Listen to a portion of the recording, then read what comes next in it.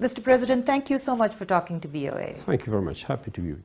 We're very close to the US elections. How do you think the outcome of those elections impact the Afghan peace process? Well, I don't think the outcome of the elections will have any major or an impact of a nature that will deviate the process. No. It may be, there may be a difference in approaches or in speed of things, but not on the overall objective of the United States for hopefully a settlement in Afghanistan and the reduction of their troops. President Trump recently tweeted that all US troops should come home by Christmas. Did it have any impact on the process, on Doha, on thinking in Kabul? Did it change anything? It did not. We know President Trump's views on the conflict in Afghanistan and the US involvement. He has been speaking fairly clearly, rather very clearly, on the withdrawal of troops, on the significant reduction of troops, if not the complete withdrawal of troops, and on bringing a settlement and on allowing the Afghans to determine their own future, which we respect. That's exactly what we should be doing. Let's talk about the Afghan peace process, starting with the deal that the Taliban and the United States signed in February. Do you think that was a good deal? The deal, as far as it envisages an end to conflict in Afghanistan, an end to fighting in Afghanistan, an end to fratricide and Afghan killing, is wonderful. We want, not now, we want yesterday this to end. Whether the intention in the United States is for durable peace and settlement in Afghanistan is something that we should see in the process. We want to be friends with all our neighbors. We also want to be friends with the United States. We want a civilized relationship, a friendly relationship.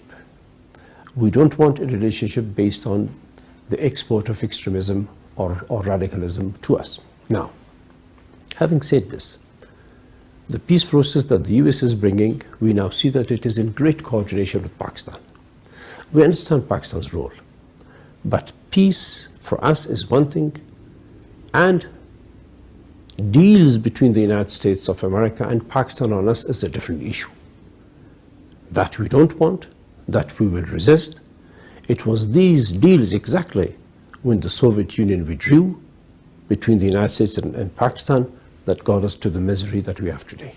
As you're talking of Pakistan, let's talk about other regional countries as well. What do you see their role right now? Is it right now constructive? Is it positive? We very much hope that all our neighbors will participate and support the Afghan peace process, and that all our neighbors will take this opportunity to work with the United States and other neighbors of Afghanistan and major powers, Russia, China, India, to be part of it in a very significant way, so that no country is left wondering as to what's going on. And there should be no behind the deals schemes there. We want transparency. We don't want Afghanistan to be a place of conflict, of interest between countries. We don't want Afghanistan to be a place of rivalry. That is where we have suffered. We want Afghanistan to be a place of cooperation. This is not an Afghan war or the war for Afghan interests. This is Afghans being killed for larger foreign objectives. So how do you end it? Let's talk about that. What do you do? Right now there are negotiations going on in Doha. They seem to be at a deadlock. How do you break that deadlock? Well, when we went to Moscow last year, it was the same Taliban, the same delegation almost, the same leadership, and we had no issues. We sat down and we talked. Look, if the intention in the United States is for peace in Afghanistan, these talks will succeed. I have no doubt. And if the intention in Pakistan and together for Pakistan and the United States is for peace in Afghanistan, these talks will succeed. And we welcome it. You mentioned Moscow. You've interacted with Taliban quite a bit. Do you think the Taliban have changed and become more tolerant as they claim, different from the 90s? Or do you think these are the same Taliban, they've just become more political savvy? The Taliban are Afghans. They have suffered as much as the rest of Afghans have suffered. They've also lost their children, they've also lost their homes, they've also been bombed and bombarded, their homes raided. They've suffered like we have suffered. So the suffering, ma'am, belongs to all the Afghan people. We, the Afghan people, Taliban and others and Taliban. It is this recognition that's there in all of us. How to use this recognition of the tragedy that we have faced, part of it our own making, part of it someone else's making, is the element, is the miracle, should I say, that will bring us to peace and settlement. And I'm sure that day will come. It's already, I believe, near us. What could be a possible governance model that will be acceptable to both? Right now, the priority for both sides, for both Afghan sides, should be to bring the violence against the Afghan people to an immediate end. As to the future form of government or structure of the state, that is then the decision of the Afghan people, the collective decision of the Afghan people, of the Taliban and all other Afghans. Whether your question is about some rights, the rights of women to educate, the rights of our girls to educate, the rights of our society to have progress and a good life, that is of course not compromisable. Both sides are sitting together in Doha. What do you think about it? Do you think the venue is right? Do you think the teams are right? Do you think this has hope of going somewhere? The venue is right if there is the required freedom of movement between the two sides. In Moscow, we could call them any minute and just get together. Is that the case in Qatar? I don't know. If that isn't the case in Qatar, then that's not the right venue. A venue is the freedom to interact freely at any time you want. The place doesn't matter. The venue for us means that. The right venue is where the Taliban and the other Afghans, both sides, can meet anytime they want as Afghans. Has Qatar provided this? Good enough. It has not provided this, it won't lead us anywhere. And what about the teams? Do you think this is the right team of Afghans to negotiate with the Taliban? Yes, it's all right. We support them and we want them to produce results, sure. What do you see as your next role?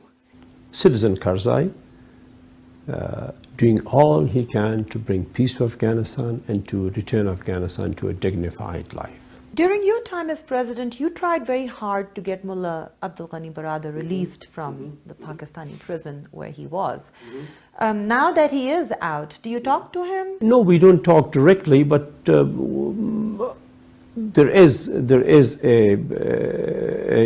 exchange of information, but not in a direct way. Do you have any, since you talked to Mullah Abdul Ghani Baradar, do you have other backdoor channels to Taliban? Do you talk about the peace process? We do. What feeling do you get from them? A feeling that they very much want peace, just like we want peace. A feeling that, as I've said earlier, a minute ago, that they have suffered as we have suffered, and that they want the suffering of the Afghan people to end.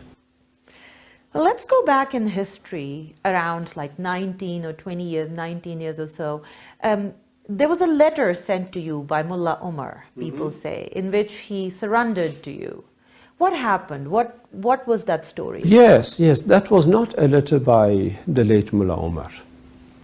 That was a letter by the Council of Ministers of the Taliban, the government of the Taliban. And I was in a village north of Kandahar. That was the day that an American bomb had also wounded us all, and I was being cleaned of the wounds and shrapnel and all that when a Taliban delegation came to see me, and they brought this letter with them.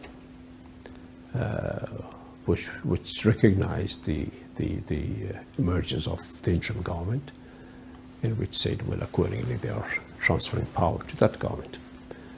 But I was simplistic. There was no complicated thinking there in me. So I delivered the letter back to them. I said, good, well, you can take this and announce it tonight on the radio, so the Afghan people will hear it.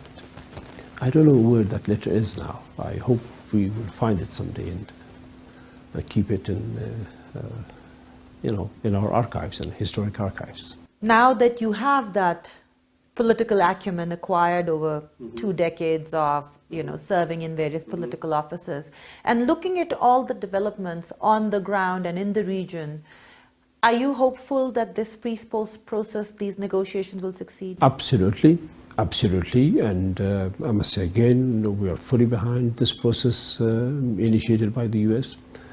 And we very much hope that the United States will be conducting the process transparently and in full consultation with all those major powers who have a stake in peace in Afghanistan and in the region. That will be the way to succeed.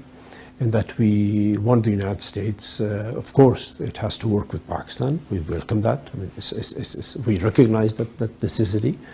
But we also must say and warn of the fears that we have, that peace is one thing, and deal between Pakistan and America and Afghanistan is another thing. That we are concerned about, a bad deal that will be detrimental to Afghanistan. A good one that sees the good of Afghanistan is welcome. Pakistanis are our brothers and sisters, and we have love for them, for the people, definitely. But for the establishment in Pakistan, I hope they have recognized that the future will be one of a civilized relationship, not one of the use of extremism against our country. Mr. President, thank you once again for joining us. Good to talk to you. Wonderful, wonderful.